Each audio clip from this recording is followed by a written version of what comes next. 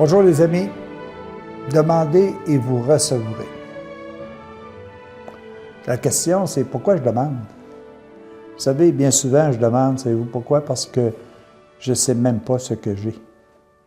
Et je vais demander des choses que, dans le fond, j'ai et qui me sont essentielles. Je vous lis ce texte-là ici, puis par la suite, on va y revenir. Demandez, on vous donnera. Cherchez, vous trouverez. Frappez, on vous ouvrira.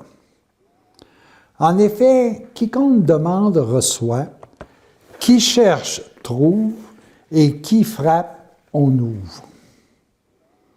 Ou encore, qui d'entre vous, si son fils lui demande du pain, lui donnera une pierre?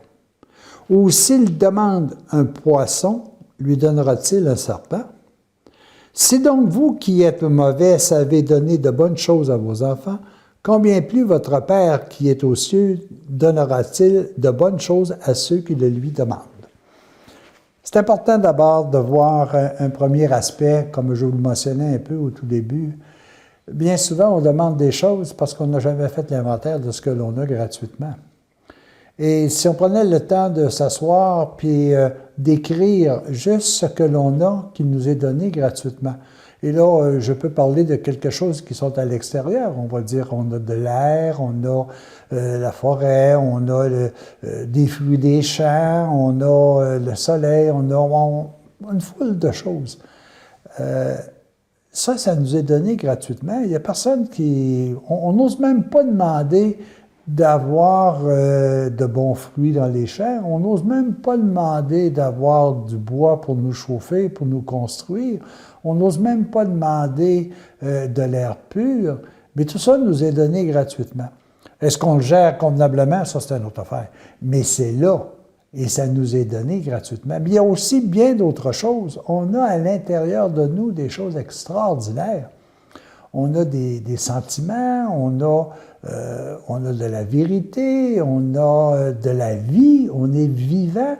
On ne comprend même pas la façon dont notre corps fonctionne vraiment, et pourtant, on l'a, puis ça nous est donné gratuitement. Alors, d'abord et avant tout, avant de dire « je vais demander », faisons donc l'inventaire de ce que j'ai et de ce que j'ai reçu graduellement. L'autre aspect qui est important, est-ce que je donne tout à mes enfants? Est-ce que je donne tout à mes amis si j'ai l'impression que ce que je vais leur donner leur sera pas utile et leur sera même nuisible? Alors, ce n'est pas nécessairement de donner à quelqu'un du superflu qui va le rendre totalement heureux. Au contraire, si je lui donne quelque chose, si par exemple, je deviens héritier d'1 million de dollars puis que je décide de le donner à quelqu'un qui va avoir pour effet, on dit « Ah, non, faites-moi-en pas, je vais être capable de le gérer. » Non, non, c'est très difficile de gérer 1 million. La preuve, je ne suis pas capable de le faire. Mais ce que je peux vous dire, par exemple, c'est que ça peut être très nuisible. Ça peut m'égarer dans des situations qui sont troubles.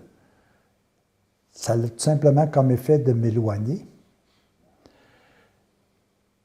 L'autre chose qui est importante que vous puissiez regarder, vous savez, demander, c'est donner de l'importance à quelqu'un, de donner de l'importance.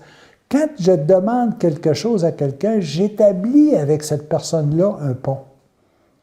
Plus je vais le rencontrer, plus je vais lui demander, plus je vais me permettre d'établir avec cette personne-là un pont. Vous savez, un pont, là, ça n'a pas juste pour effet de dire « je pars de Jacques pour m'en aller vers une autre personne », ça permet à l'autre personne de venir par moi. Alors, si je demande sans cesse, je crée comment je rappelle ça? Je crée un lien quasi permanent avec la personne. Alors, c'est pour ça qu'il faut travailler sur les vraies valeurs. Demandez à Dieu ce qui est nécessaire à votre bonheur. Pas nécessairement ce qui est superflu. D'ailleurs, qu'est-ce qu'il va faire, Dieu? Il va dire, écoute, là, moi, je vais te donner ce que tu as besoin, mais si tu veux quelque chose de plus, là, il va falloir que tu te le paies. Ça me fait penser que moi, quand j'étais jeune, à un moment donné, je demande à mon père d'acheter une bicyclette à 10 vitesses. Mon père, il dit, moi, je suis prêt à te payer une bicyclette à 3 vitesses, comme on a habituellement, mais si toi, tu en veux une à 10 vitesses, Paie une partie. Paie le superflu de ce que moi je peux. Et c'est ce que j'ai fait. Et je vous assurer qu'au jour où j'ai été capable d'acheter en collaboration avec mon père cette bicyclette-là à 10 vitesses, j'en connaissais véritablement la valeur. J'avais établi un lien d'importance entre moi et la bicyclette parce que j'avais œuvré pour l'avoir d'une façon convenablement. Alors, demandez, vous recevrez, oui, mais demandez ce qui est véritablement nécessaire pour vous. Demandez les vraies valeurs. Demandez de connaître l'amour, demandez de connaître la paix, la joie, demandez de connaître tout ce qui vous est nécessaire à l'établissement de votre bonheur. Évidemment sur terre, mais aussi dans la vie extérieure, dans une vie qui est éternelle. On ne demande pas n'importe quoi. On demande ce que l'on est capable de gérer.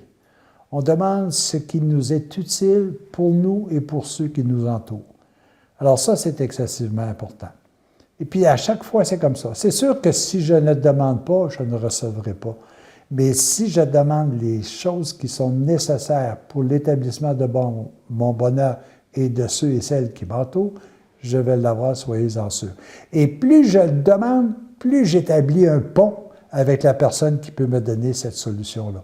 Et ça, pour moi, c'est excessivement important. Vous savez, les amis, quand est-ce que j'ai compris l'importance qu'a quelqu'un qui était autour de moi? C'est lorsque je lui ai demandé quelque chose ou lorsqu'il m'a demandé quelque chose. C'est lorsqu'ensemble, nous avons établi un pont. Je travaille, moi, très souvent dans ce qu'on appelle des campagnes de financement pour différents projets au niveau de ma paroisse, de ma municipalité. Et à ce moment-là, j'ai établi des ponts extraordinaires avec des personnes que je ne connaissais pas. Pourquoi? Parce que j'ai été frappé à leur porte pour avoir un bien qui va être utile à quelqu'un d'autre. Et soyez assurés, la majorité des gens répondent « présent, je vais te donner un coup de main ». Pourquoi? Parce que j'ai demandé la bonne chose. Je n'ai pas demandé quelque chose pour que moi, je me réalise. J'ai demandé quelque chose pour permettre à d'autres personnes de vivre une communauté beaucoup plus intéressante. Alors, les amis, demandez, vous recevrez, frappez, l'on vous ouvrira. Ça, c'est excessivement important. Mais ce qui est surtout important, c'est si je le fais avec l'être suprême, si je fais avec le Tout-Puissant, j'établis avec lui un pont à perpétuité. Et moi, je peux aller vers lui, mais lui peut descendre vers moi. Si je demande absolument rien à Dieu, je l'ignore. Je ne veux pas vous dire par là que Dieu ne connaît pas mon adresse. Je suis dans sa présence de façon totale. Mais si je n'établis pas de lien avec lui, comment puis-je savoir qu'il peut véritablement m'aider? Alors nous avons tout près de nous, même à l'intérieur de nous, une puissance totale. Est-ce que je suis prêt à faire le pont en lui demandant des choses? En sans cesse lui demandant conseil dans mes situations de vie? Seul moi le sais. Mais vous avez une richesse. Est-ce qu'on la fait intervenir dans notre vie? Restons avec cette question-là, mais j'espère que vous aurez le goût d'y répondre un jour. À la prochaine.